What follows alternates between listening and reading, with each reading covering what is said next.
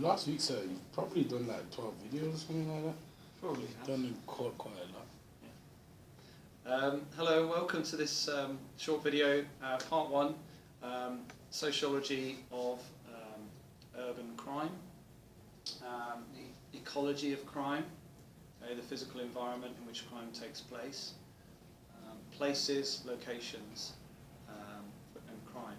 So, question is, outline and assess sociological explanations of why some locations have higher crime rates than others. 50 marks. We start off with keywords. So remember, our exam strategy is always have keywords, refer to the views in the debate, and that gives us the ingredients for the whole essay, and then we just need to consider the views or perspectives in a logical order that makes sense related to the keywords in the question. So in this case, we say locations, urban areas, patterns of crime compared to rural areas. The Islington study, which is a victim survey, a local area, London.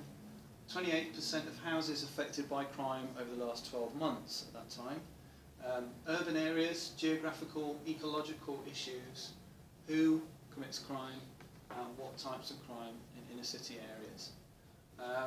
The views in this debate include functionist subcultural theories, Marxists, feminist interactionist neo-Marxists, left realists, right realists. Firstly then, concentric zones, Shaw and McKay. Chicago, it's currently in contemporary society, or in contemporary times, it's still referred to as Chirac because of the amount of gun ownership and conflict in the city. It still exists. In the late 19th, early 20th century, the Chicago School, group of sociologists interested in urban crime, studying Chicago. So there's a zone of transition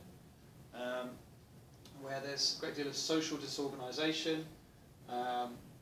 So if you compare Tottenham to Kensington, Tower Hamlets to Chelsea, so there's a lack of a sense of community. There's no shared norms and values, no shared bonds and attachments which link people to society. There's less of those parts of the social order which keep people together and ensure conformity. Collective conscience is less shared, which is supported by Durkheim, who gives us the concept of collective conscience, where everyone has a shared response to misbehaviour. This is less possible in an area where people don't know the rules, don't have shared expectations, and the informal controls break down.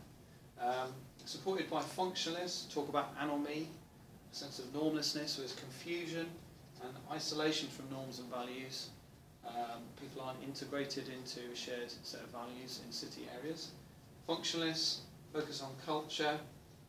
Merton looks at the wider culture, so he looks at the problem of the lack of socialisation into the means for achieving success in urban areas. But he also adds the point about structure, so he'd say that there's a high concentration of those from lower class backgrounds in urban areas, so it's status that also affects crime, not only place. In the next video, we're going to move on to look at some other functionist views and continue evaluating. If you have any questions, daniel_butcher@hotmail.co.uk, hit me up on Twitter, subscribe to my feed, etc. ad infinitum.